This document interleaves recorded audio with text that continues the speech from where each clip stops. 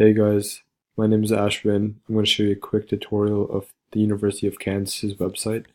So what you do is you go to Google first and you search for University of Kansas. Spelled it wrong, whatever. So here is the University of Kansas's website, and on the top bar you can see a whole bunch of links. What I like to do is I like to look at academics first, so I'll go to academics right here. So over here in academics, they have a whole bunch of different filters for where you can go. So let's deselect all of these. Let's say let's go to the School of Medicine. Let's find, say, neuroscience. Over here you can see all the undergrad degrees in psychology and behavioral neuroscience that KU has to offer. Now let's go back to KU.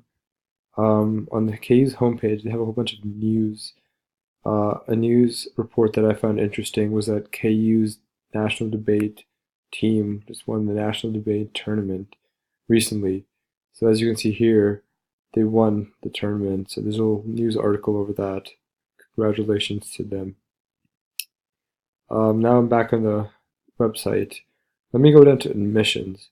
So admissions here, you can go to apply now, or you can go directly for admissions for incoming freshmen. So once you click that, it'll take you to the KU undergrad admission webpage, and it should say the Jayhawk experience. Then once you go to Jayhawk experience, you go underneath that and you click apply now.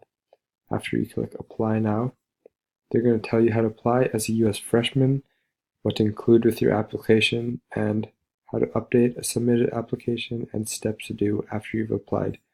So it's pretty easy, self-explanatory, and KU's website does a good job of helping you navigate step by step in algorithmic fashion. So it's really simple when you apply. Next, I'd like to go to, let's say, research, because that's something that I'm really interested in. When you go to research, they have a whole bunch of different specialties of research. Something I did over the summer was that I researched pancreatic cancer cells at the University of Kansas Medical Center. So I would be interested in going to the KU Cancer Center. I click this link over here, and over here they take you to the University of Cancer Center and different research opportunities right over here that they offer. Now let me go back to their homepage, and let's go to athletics to finish it off.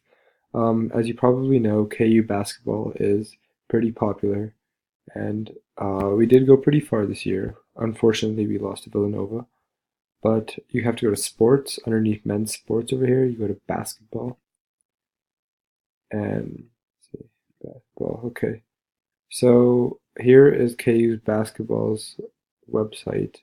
It has little articles on some of the past players like Frank Mason III, who went to the NBA, recent games, next year, players we had in the past, that type of stuff, scores. So that's why KU's basketball page is really helpful as well. So basically that is it for KU's website, just a few, 3-4 quick things about KU's website that are informative. And to sum it up,